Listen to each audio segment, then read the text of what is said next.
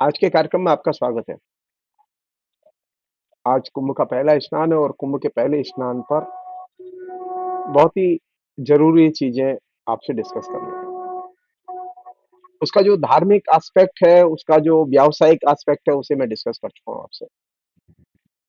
आज मैं उसके प्रदूषण संबंधी एस्पेक्ट या पहलू या पर्यावरण प्रदूषण संबंधी जो पहलू है, गंगा, यमुना के जल के प्रदूषण से संबंधित जो पहलू है, उस पर बातचीत करूँगा। इस प्रसंग में जो सबसे महत्वपूर्ण चीज़ है, जिसे कायदे से हम लोग ध्यान में रखें, प्राथमिक तौर पर, कि हिंदुस्तान में लोकतांत्रिक चेतना का अभाव और धार्मिक चेतना का वर्चस्व, ये 2 चीज़ें ऐसी हैं जो कि ज़िंदगी के जो वास्तविक प्रश्न होते हैं, उनको वो देखने नहीं देती।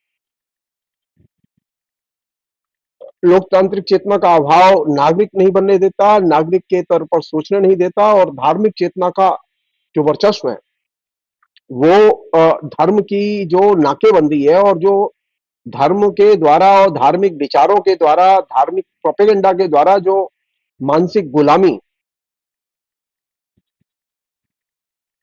हमारे जेहन में उतारी जाती है, जिसके कि हम एक तरह से दास हो जाते हैं, गुलाम हो जाते हैं। वो धार्मिक चेतना की गुलामी हमें जो आंख के सामने सवाल होते हैं, उन पर भी विचार नहीं करने देती। सो धार्मिक चेतना की जो सबसे बड़ी ट्रेजेडी है, वो ये है कि आपको अपने सामने घट रही जो ट्रेजेडी है, दुर्घटना है, उस पर भी सोचने से वो वंचित कर देती है। यानी धार्मिक चेतना आपके जिसे कहें कि यथार्थ बोध का एक तरह से अपहरण कर लेती है। और अब इसमें एक थर्ड एलिमेंट पैदा हुआ है, जिसने कि बहुत बड़ी भूमिका अदा की है, वो जिसे हम लोग कहते हैं पॉलिटिकल प्रोपेगेंडा, या एक तरह से नरेंद्र मोदी और योगी का प्रोपेगेंडा। मोदी और योगी के प्रोपेगेंडा की खूबी है कि उसके यहाँ अ, जनता के संरक्षण, जनता के स्वास्थ्य, जनता की शिक्षा, इसके प्रश्न एक सिरे से गायब है। और जनता के लिए सुरक्षा का प्रश्न जो है, उसके पर्यावरण, उसकी सामाजिक सुरक्षा, उसकी आर्थिक सुरक्षा, इन सबसे जुड़ा हुआ है। तो बीजेपी के लोग, नरेंद्र मोदी या योगी स्वयं, वो जितना राम पर बोलते हैं, जितना राम पर काम करते हैं, उतना उन्होंने गंदगी को दूर करने के लिए काम नहीं किया। और जब मैं कह रहा हूं गंदगी को दूर करने के लिए काम नहीं किया, तो मेरा इशारा साफ है कि अब मैं प्रयाग की बात कर रहा हूं। प्रयाग में कुंभ हो रहा है और सरकार के हिसाब से वहां करोड़ों लोग आ रहे हैं या आएंगे।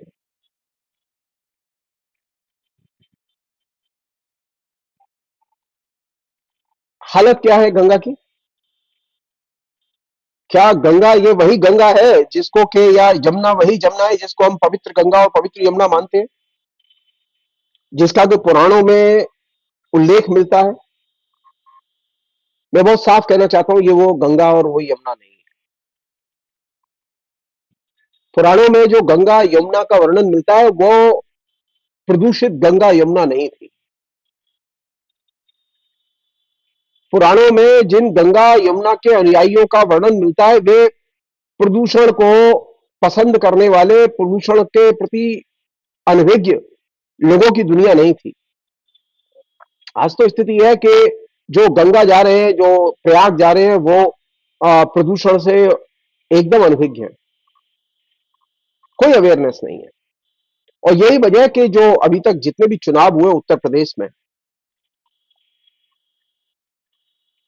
उसमें कोई भी पार्टी नदियों के प्रदूषण के प्रश्न को लेकर गंभीरता से उसने पॉलिटिकल कैंपेन नहीं किया, पॉलिटिकल लड़ाई नहीं लड़ी, आंदोलन नहीं किए। उसने पर्यावरण को, नदियों को सुरक्षित करने के लिए कोई ठोस कदम नहीं उठाया, और इसमें बीजेपी सबसे आगे है। आज स्थिति क्या है? मैं बहुत ही विनम्रता से कहना चाहता हूं कि गंगा और यमुना का पानी वो प्रदूषित है। ये मैं नहीं कह रहा हूं, ये कानून कह रहा है, एनजीटी की विशेष पीठ ने प्रयागराज की गंगा यमुना की पानी की अवस्था की समीक्षा करते हुए जो रिपोर्ट दी है, उसमें साफ कहा गया है कि गंगा में 128.28 एमएलडी यानी मिलियन लीटर प्रतिदिन गंदगी सीधे गंगा में बहाई जा रही है। कितनी? 128.28 मिलियन लीटर। और इस शहर में, प्रयाग के शहर से सीवेज के जरिए सीधे 468.28 एमएलडी सीवेज यानी गंदगी वो सीधे गंगा में प्रवाहित की जा रही है। और जो जिसे कहे कि इसके उपचार के लिए जो प्लांट लगाए गए, उसमें से प्लांट की क्षमता है सिर्फ 340 एमएलडी के परिशोधन की। तो बाकी तो सीधे सीधे गंगा में जाता है। 25 नाले वो सीधे गंगा में खुले हैं, या और 15 नाले जो है वो यमुना में खुले हैं, जिनसे सीधा नाले का गंदा पानी शहर का वो गंगा और यमुना में जा रहा है।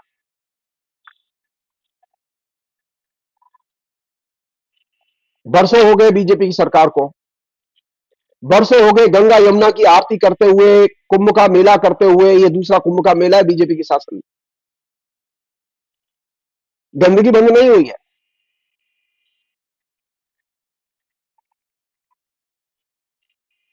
एनजीटी ने कहा है कि प्रयागराज में सीवेज शोधन की 128 एमएलडी की कमी है। इस स्थिति में महाकुंभ के दौरान गंगा जल में स्नान करने वाले श्रद्धालु अनजाने ही प्रदूषित जल में स्नान करेंगे।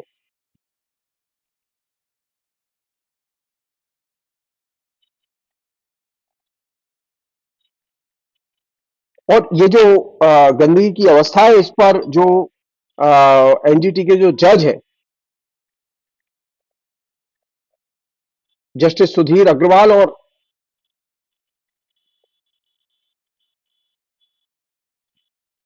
जो उनके विशेषज्ञ हैं सेंथिल्स बेल, उन्होंने जो ये जो कंडीशन है इस पर एकदम असंतोष जाहिर किया है।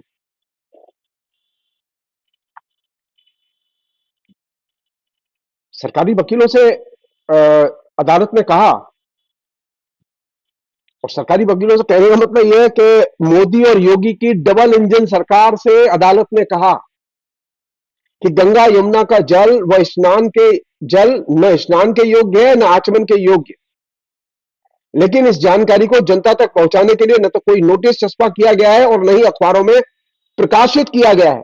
अब आप समझिएगा जनता के साथ में कितना बड़ा फ्रॉड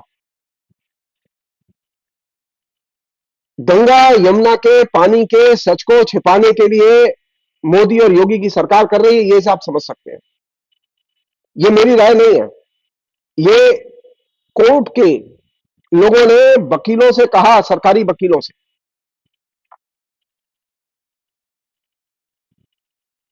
उन्होंने सरकार से कहा था कि आपने गंगा यमुना को जो प्रदूषण मुक्त करने के लिए आपने क्या किया है, इसका कोई प्लान दीजिए, हमें जमा करिए। तो डबल इंजन सरकार कोई ठोस योजना इस प्रदूषण से मुक्ति की कोर्ट में अभी तक पेश नहीं कर पाई है।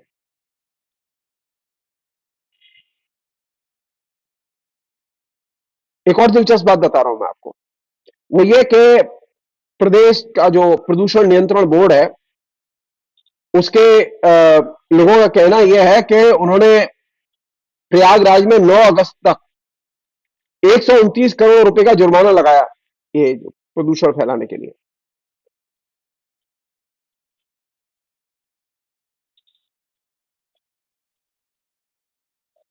तो एनजीटी के लोगों ने पूछा प्रदूषण बोर्ड के लोगों से कि ये जो आपने जुर्माना लगाया, ये जुर्माना वसूला गया कि नहीं वसूला गया? जानते हैं, प्रदूषण बोर्ड ने कोई जवाब नहीं दिया इसका। कुंभ में नहाएंगे, कुंभ में नहलवाएंगे, कुंभ का प्रचार करेंगे और कुंभ में गंदगी बनाए रखेंगे, ये तो भयानक है। पवित्रता धर्म की एक बुनियादी शर्त है, लेकिन यहां तो पवित्रता किसी भी कॉस्ट पर बची नहीं रह सकती। आप चाहे 1 लाख के टेंट में रखिए आदमी को, चाहे वो वहां सारे संत महंत रख दीजिए ले जाके, सारे देवता बिठा दीजिए कुंभ के किनारे ले जाके, सारे पूंजीपतियों के विज्ञापन लगा दीजिए कुंभ के किनारे, गंगा यमुना का पानी न तो आचमन योग्य न नहाने के योग्य, और ये एनजीटी का कहना है। एक अन्य चीज है जो कि उनका कहना यह है कि एनजीटी का कि 128.28 एमएलडी गंदा पानी नाले वो गंगा में, और 15 अनटैप नालों से यमुना में गंदगी बहाई जा रही है। शहर के 10, जो हकीकत है वो ये कि शहर के 10 सीवेज ट्रीटमेंट प्लांट में से केवल 9 चालू है, लेकिन इनमें से अधिकांश जल उपचार मानकों का पालन नहीं कर रहे। चालू तो है, लेकिन वहां जल परिशोधन का काम ठीक से नहीं हो रहा।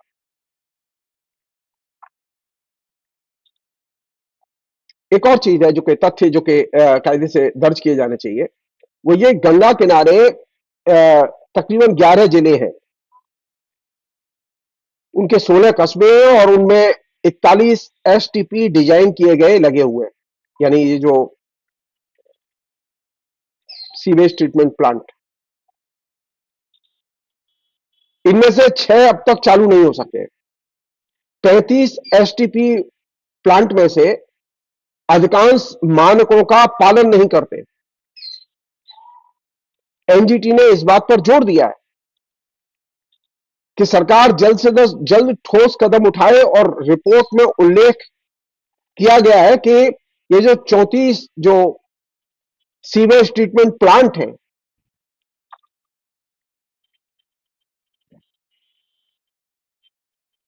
इनमें जो डिसइंफेक्शन सिस्टम है वो एकदम काम नहीं कर रहा है तरीके से। इसमें से 13 जो एसटीपी क्षमता से काम कर रहे हैं और उससे अधिक का प्रदर्शन कर रहे हैं, बाकी एकदम बेकार है।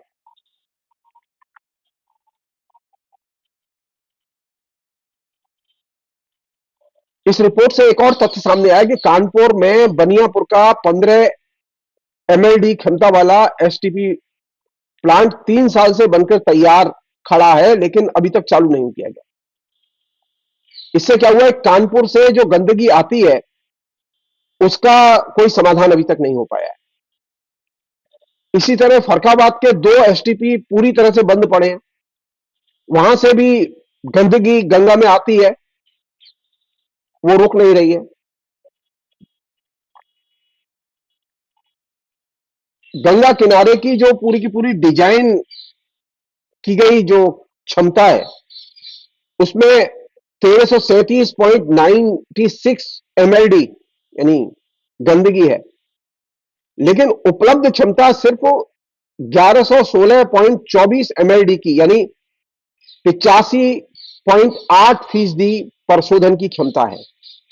इसका मतलब यह है कि तकरीबन 14% से अधिक गंदगी अभी भी गंगा यमुना में लगातार जा रही है।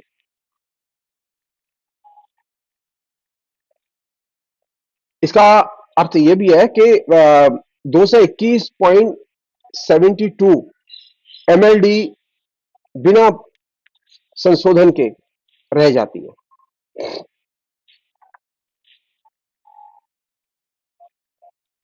एनजीटी की रिपोर्ट में एक और इंटरेस्टिंग चीज सामने आई है जो कि बहुत ही दिलचस्प है। वो ये कि उन्होंने कहा है कि 41 जो एसटीपी है उनमें से 23 एसटीपी फीकल कॉलीफॉर्म मानकों का उल्लंघन कर रहे हैं। इन एसटीपी से उपचारित पानी में बैक्टीरिया की संख्या अनुमान की सीमा से अधिक होती है, नहीं जितना मिनिमम सीमा है उसकी, जो जल की गुणवत्ता के लिए घातक है। केवल 12 एसटीपी ही ऐसे हैं जो फोकल फीकल कोलिफॉर्म मानकों का पालन कर रहे हैं।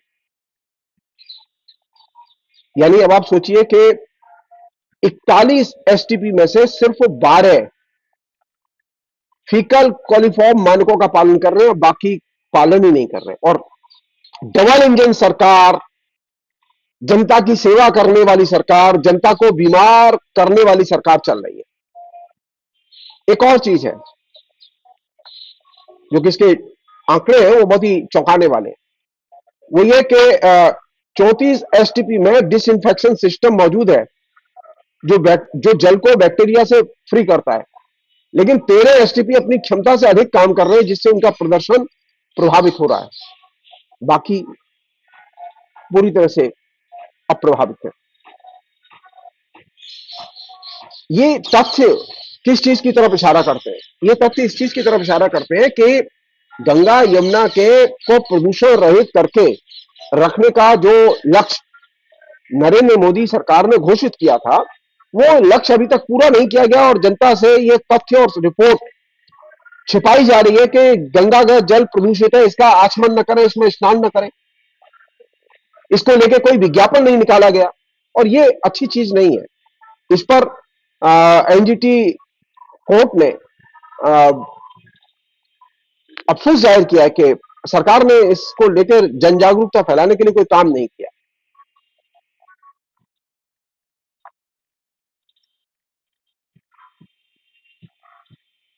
बार बार गवर्नमेंट ये वायदा कर रही है कि हम ये जो सीवेज ट्रीटमेंट प्लांट है इनकी क्षमता बढ़ाएंगे, लेकिन वो क्षमता कब बढ़ेगी एनजीटी को नहीं मालूम। इससे क्या हुआ है कि जो गंगा में जो जैव विविधता है, जो पानी की गुणवत्ता है, ये बुरी तरह से प्रभावित हो रही है।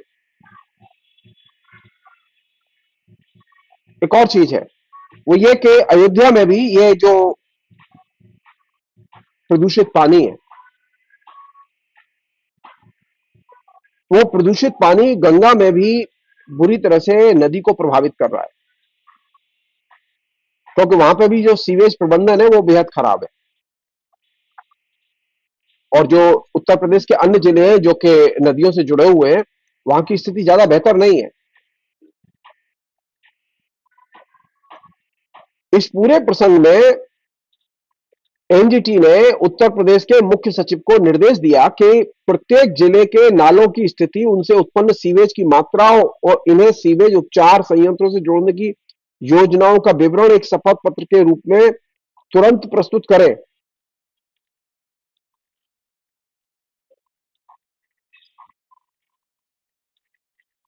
ये जो पूरी की पूरी स्थिति है, इसे नेशनल ग्रीन ट्रिब्यूनल जिसे एनजीटी कहते हैं, ने एकदम सख्त रुख अपनाया है और 4 सप्ताह के अंदर उनसे रिपोर्ट मांगी। अच्छा, अब ये बताइए कि ये रिपोर्ट मांगनी क्यों पड़ती है? आप पहले से ही काम क्यों नहीं करते? 20 जनवरी 2025, आज है 14 जनवरी। 20 जनवरी 2025 को सुनवाई होगी एनजीटी की, जिसमें कि उम्मीद कर रहे हैं कि वो रिपोर्ट शायद वो रखें।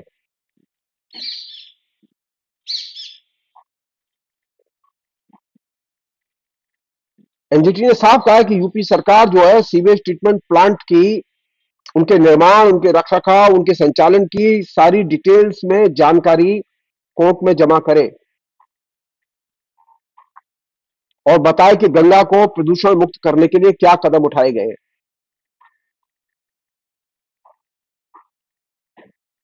एनजीटी ने साफ कहा है कि गंगा और यमुना में सीवेज का, नालों का प्रवाह, नालों का गिरना तुरंत रोका जाना चाहिए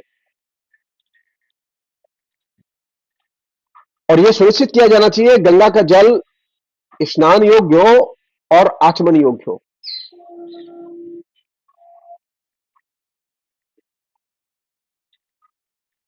और प्रत्येक घाट पर गंगा और यमुना के प्रत्येक घाट पर पानी की गुणवत्ता का मानक प्रदर्शित करने की व्यवस्था की जानी चाहिए, जिससे कि आम लोगों में पानी की गुणवत्ता को लेके एक अवेयरनेस पैदा हो। अगर पानी प्रदूषित है तो वे उसका आचमन न करें, वह उसमें स्नान न करें। उन्होंने कहा कि कुंभ के पहले ये कदम उठाए जाने बेहद जरूरी है। मैं नहीं जानता कि कुंभ के शुरुआत के दौर में ये कदम उठाए गए कि नहीं उठाए गए, मुझे नहीं मालूम, तो मैं तो कुंभ देखने अभी गया नहीं हूं। एक अन्य चीज है, ये जो मैं आपसे बहुत सारी चीजें साझा कर रहा हूं, ये सवरंग में एक बहुत महत्वपूर्ण रिपोर्ट सवरंग पत्रिका में छपी है, और इस रिपोर्ट को लिखा है बनारस के एक बहुत महत्वपूर्ण पत्रकार हैं। उन्होंने इस रिपोर्ट को लिखा है और मैं उनकी रिपोर्ट की ही यहां सबसे पहले मदद ले रहा हूं, क्योंकि वो बहुत ही शानदार रिपोर्ट उन्होंने लिखी है। उनकी जितनी प्रशंसा की जाए वो थोड़ी है, क्योंकि कम से कम इस तरह के पत्रकार हमारे बीच में तो हैं जो कि जनता के हितों से जुड़े हुए प्रश्नों पर सीधे सीधे गंगा यमुना के पानी से जुड़े हुए प्रश्नों पर सीधे सीधे डिटेल्स में बात कर रहे हैं, कुंभ पर बात कर रहे हैं, कुंभ के उस स्वास्थ्य संबंधी पहलू पर बात कर रहे हैं। विजय विनीत नाम है, ये बनारस के बहुत ही बेहतरीन पत्रकार हैं, और ये उन्होंने प्रयागराज से पूरे डिटेल्स में जाके रिपोर्ट तैयार की और सबरंग पत्रिका ने इसे छापा है। आपसे साझा करने का एकमात्र मकसद यह है कि ये जो पूरा का पूरा प्रसंग है, ये प्रसंग एक और पहलू की तरफ ध्यान खींचता है हमारा। वो ये कि ये जो गंगा को प्रदूषण मुक्त करने के लिए जो नरेंद्र मोदी जो प्रोपेगेंडा करते रहते हैं ना, उसको लेके, यानी जो उन्होंने राष्ट्रीय स्वच्छ गंगा मिशन बनाया हुआ है, उसको लेकर जो हाईकोर्ट ने, इलाहाबाद हाईकोर्ट ने जो टिप्पणी की वो तो और भी मजेदार है। इलाहाबाद हाईकोर्ट ने सीधे सीधे कहा कि ये जो गंगा को स्वच्छ करने वाला जो मिशन है, ये एक तरह से पैसे बांटने वाला और पैसे खाने वाला मिशन है। नरेंद्र मोदी बहुत दावा करते हैं, तो ये तो आरोप कोई और नहीं लगा रहा, ये अदालत लगा रही है।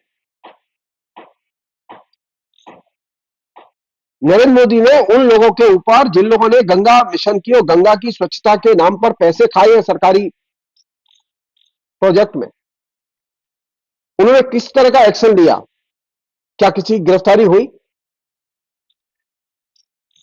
किसी के खिलाफ केस हुआ? नहीं।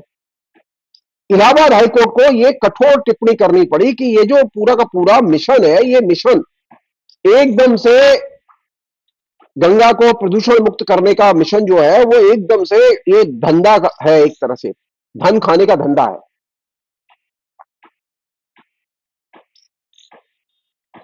और ये उन्होंने साफ कहा कि ये स्वच्छ गंगा मिशन एक पैसा बांटने की मशीन है।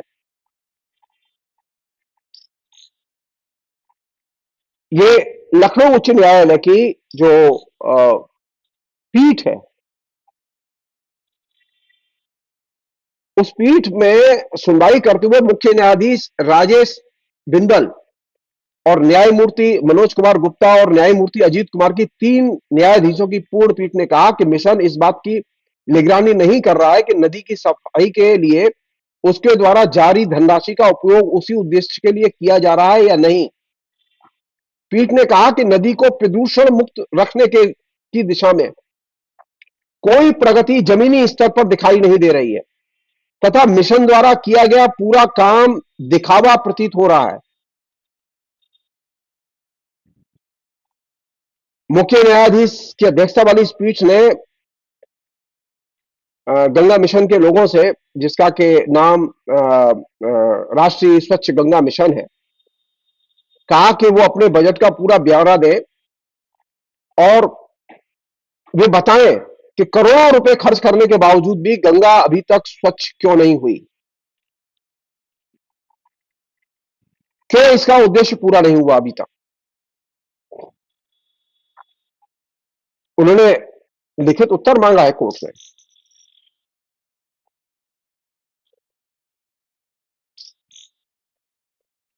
ये बात कहने का सिर्फ मकसद ये है कि ये जो हिंदुत्व के नाम पर जो फ्रॉड चल रहा है, जिसमें कि जनता के धन की सीधे लूटपाट हो रही है सरकार की तरफ से, जनता के अंदर जो प्रोपेगेंडा हो रहा है उसमें उसमें जहां एक तरफ लोगों के अंदर हिंदुत्व का प्रचार किया जा रहा है, गंगा के प्रदूषण को दूर करने के लिए कोई प्रोपेगेंडा नहीं है, उसको लेके कोई अवेयरनेस नहीं है। कुंभ चलो के लिए करोड़ों रुपए का प्रोजेक्ट है विज्ञापन का, लेकिन गंगा प्रदूषित है। एनजीटी इस बात को कह रहा है कि प्रदूषण के लेवल को बताने के लिए आप विज्ञापन करें कि ये गंगा यमुना का पानी आचमन के योग्य और नहाने के योग्य नहीं है, इसका विज्ञापन करें। इसके लिए सरकार ने कोई पैसा खर्च नहीं किया।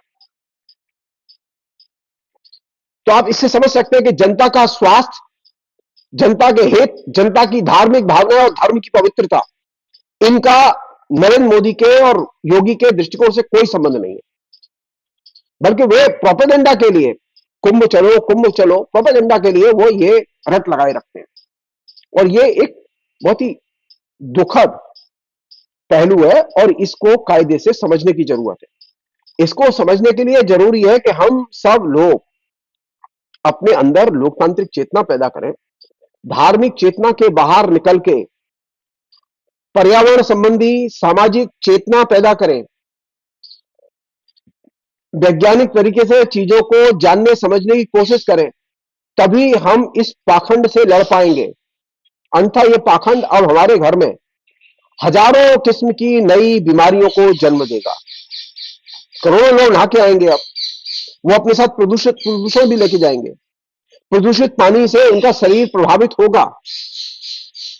लोग ये ना कहें, किसी के बयान पर ध्यान न दें। ऐसे मैंने बयान देखे इंटरनेट पर, कहने लोगों ने कहा कि हम तो गंगा नहा के आए, हमारा तो शरीर देख लो स्वस्थ है। अरे नहीं भाई, तुम्हारे शरीर का प्रश्न नहीं है। तुम कब मर जाओगे पता नहीं, कैसे मर जाओगे ये भी नहीं पता चलेगा तुम्हें। देश के, राज्य के स्वास्थ्य का और यहाँ की जनता के स्वास्थ्य का प्रश्न है, जिसके पास में कोई संसाधन नहीं है जीने के। इसलिए ये जो कुंभ है, कुंभ में जो पर्यावरण संबंधी जो स्वच्छता के नियम है, गंगा और यमुना को स्वच्छ रखने के जो नियम है, उन नियमों का न तो धर्म की दृष्टि से और न एनजीटी की दृष्टि से यहां उन नियमों का पालन नहीं हो रहा है। ये बात कायदे से समझने की है। फिलहाल इतना ही। बहुत बहुत शुक्रिया। Thank you.